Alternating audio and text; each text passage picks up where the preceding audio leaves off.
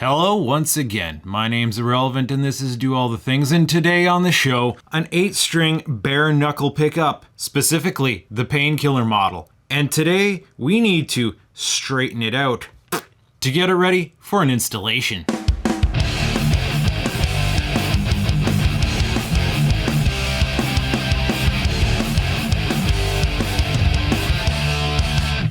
So as the story goes, a buddy of mine bought this used on the marketplace, Kijiji, something of that ilk. It's all the same to me now. And it came slanted. And well, these pickups, to the best of my knowledge, are made to order. So the last guy who owned it had a slanted configuration on his 8-string guitar. But Buddy, well, he's got a normal, mostly normal 8-string guitar, even though there are certain deviations that I find perplexing. It's a Harley Benton, a white one. But either way, I gotta fit this for him, and that's going to require some straightening out. Now I've already broken the seal on this thing, taking it apart, so the screws are gonna come out rather easily for now. One of the biggest controversies is these pickups are usually wax potted, so that's a thing we have to take into consideration. Now if you've never taken a pickup apart before, there's just these 4 screws right here, and once you loosen them up, you can theoretically separate the back plate here.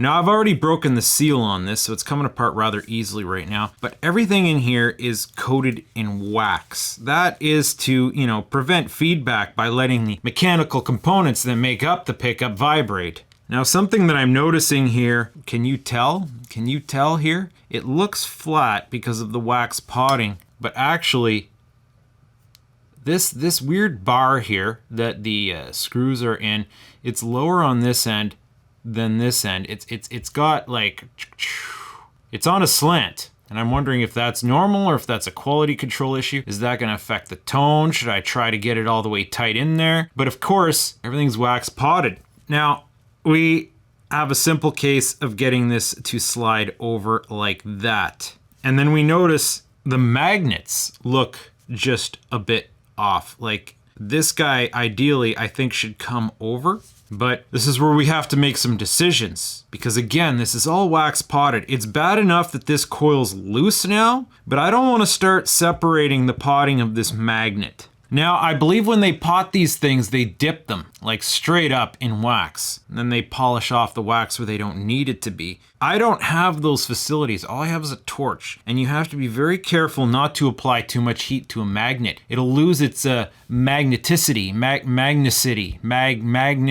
magma, yeah, the floor is lava. You know what I'm talking about. Now, while I'm waiting for the heat iron to warm up, let's talk about this guy. That is the replacement back plate that we have. It was provided by the seller of this pickup, who is apparently a bit of a Luther, so switching the back plate on a pickup's probably not new news to him. However, I don't know that this came with the pickup. It doesn't look like the same kind of back plates bare knuckle uses. This is a nickel back plate, the stock one, or at least nickel plated. This one's straight up brass. It says LJ8B on it, if that means anything to anyone. B, I guess, bridge? Sure. Now, one of the first things I notice is that this thing doesn't fit properly. That's one of the first clues that it's not a bare knuckle part. If you see, this screw is a little bit too far over, this screw is a little bit too far over, and then same with these ones. So I'm gonna have to modify on this before I'm gonna be able to mount it on there. Fortunately, that just requires a bit of filing, and it's brass, so that's not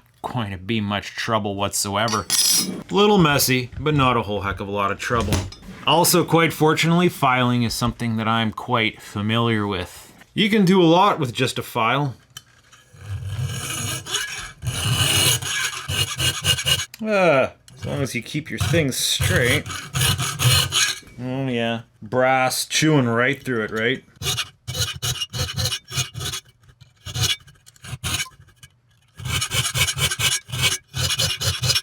I'm gonna add just a little bit of relief to these 2 holes here. And then that should be good. Except we gotta do some deburring on this, because, we've gone and chowdered those holes up. Oh, that's something else that goes real easy on brass. I don't know if it's stock or not, but hey, brass is easy to work on, so I'm not complaining yet. All right, let us just feel that it's nice and flat now. Oh, just needs a little bit of detailing. I think I recall doing something like this once before, where I swapped the nickel plate off a Seymour Duncan and put the brass plate from a DiMarzio on it to see if it would make a difference in sound. Or no, my Ibanez 7-string didn't have relief inside of it for these little, you know, these guys here. The stock pickups came straight out, much like the stock plate does. So in order to fit my first Seymour Duncan set into my 7-string, I had to swap out the Seymour Duncan back plate for the stock one. All right, does that drop in now? Yes, it will, quite nicely. Now we have to get this off of here, and that would be pretty straightforward if it wasn't for the fact that it's soldered on there. That's where the ground wire solders to on your pickups, this back plate. Now we're hoping I can just untack that easily. Problem is, soldering to a big piece of metal, it behaves like a heat sink, and sometimes that could be a lot of trouble. Oh, yeah, well, that came right off. All right, no trouble. All right, to choose the way this is going on there now, like that. I gotta figure out the new place to solder the wire. All right in there, it should be fine, there's lots of room. So we gotta get some solder on there. Brass is easy to solder to, fortunately. Getting the solder to initially stick could be troublish, because again, it wants to suck out all the heat, but that should be good like that. Hopefully I didn't go too far into the magnet area. Let's make sure this clears. Just, any wider we would have had a problem. All right, now let's see if I can't get that on there. Okay, now is when we need 5 fingers, or several more hands.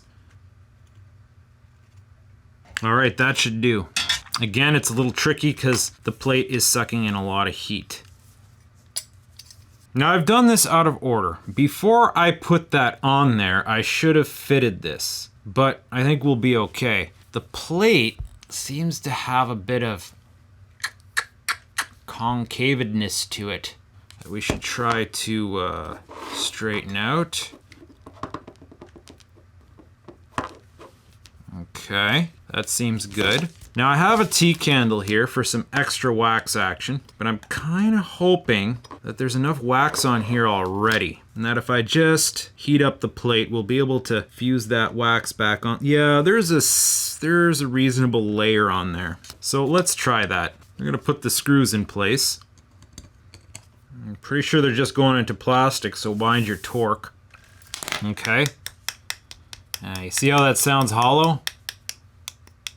We don't want that. We might have to add wax in there after all. We'll try it. We torch that up.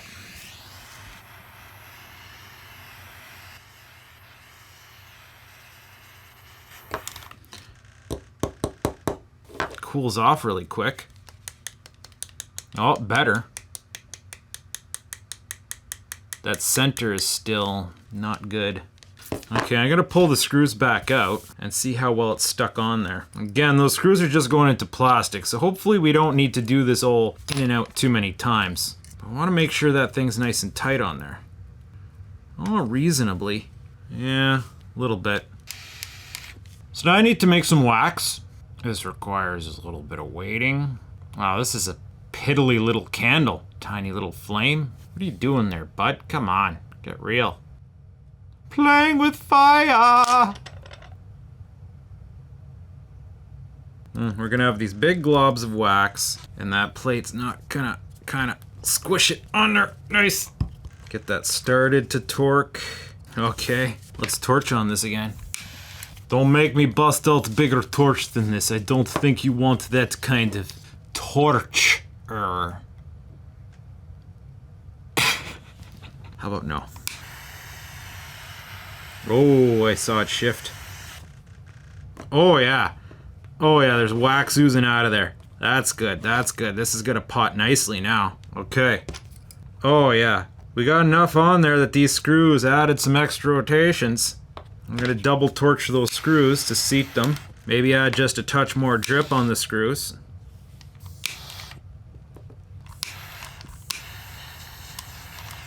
All right, now how's it sound? Oh yeah. She sounds solid now, bud. That's what we want. And that's about as far as I could take it. Now I'm sure one could do a much better, more in-depth job potting a pickup, but again, if we get it too hot, we could damage the magnets. So we kind of want to establish a philosophy of diminishing gains and quit while we're ahead. You know, we just want to make it so that stuff can't rattle. There's a little bit of separation in front here, but it should be good. It should be good. Oh, I forgot to put the wire through the hole, bud. Fortunately, it's still just accessible. Hey, even I make mistakes sometimes. But then, you know, as many pickup installs that I've had in my life, I haven't done a lot of pickup mods, so we'll give me this one. That's something that should have been done first, but it's okay. She's going through there. There we go, bud. It's all good. It's all good. Pretty good too, actually. Let's see if we can prop this up here, and then drip me a little right in there. Seal that wire into place. I should entitle this video, "Watch me make a mess of a bare knuckle pickup." Got this nice tailings right here. We should let that get nice and frosty, and then it'll come right off. You know, I have a torch, but I also have freezing spray. Now hopefully we just pick off this excess, and it should look good. Good enough, anyway. Now, one of the fitting things that I was planning on doing is this ring that comes on the Harley Benton. If you look, these screws do not line up. Apparently there isn't a standard for this kind of thing, so we're gonna have to fix on that. Now, before we can install on this pickup, we need to make some adjustments. As you can see here, the screw holes do not line up. Fortunately, brass is easy to manipulate on. I'm kind of just hoping I can do one of these. Just kind of bend that out like that. I think I'll need more angle than that, but we'll work it slowly up. We'll bend out on this side now, equally as so. Okay, okay. Now the other side a bit more. Okay. Now she's got wings, bud. Now we'll see. Not even close. She's gonna need a lot more than that. Oh boy. Did they think about this when they built this Harley Benton? All right, now let's try doing an out bend here. Oh boy, it's weaker here than here, so trying to bend that wing out kind of risks putting it back where it was. All right, let's see how that fits now. Oh boy, still need more, but not much more. Each screw's kind of half there now, just a little bit more. We'll just go all in with the big plier now. This is officially the trickiest pickup install I've ever done. Or is it? I've had to shave EMGs to fit those square pickups in round holes before. I've had to change back plates to get Seymour Duncans into an RG. This would be equivalent to doing that Seymour Duncan mod, except I also got a bend.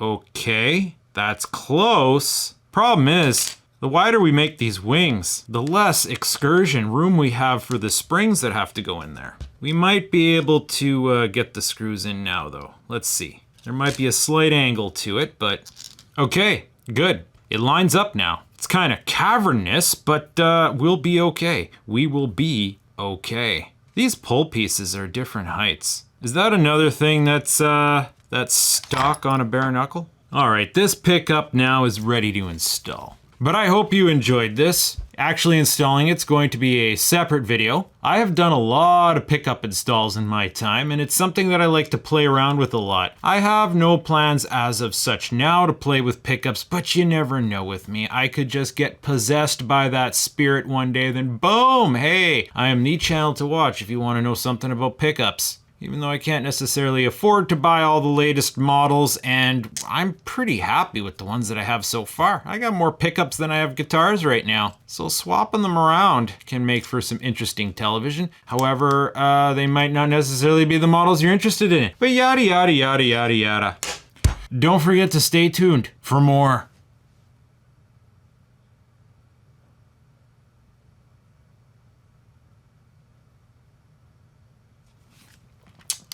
Hey, I should make sure these line up with the strings though.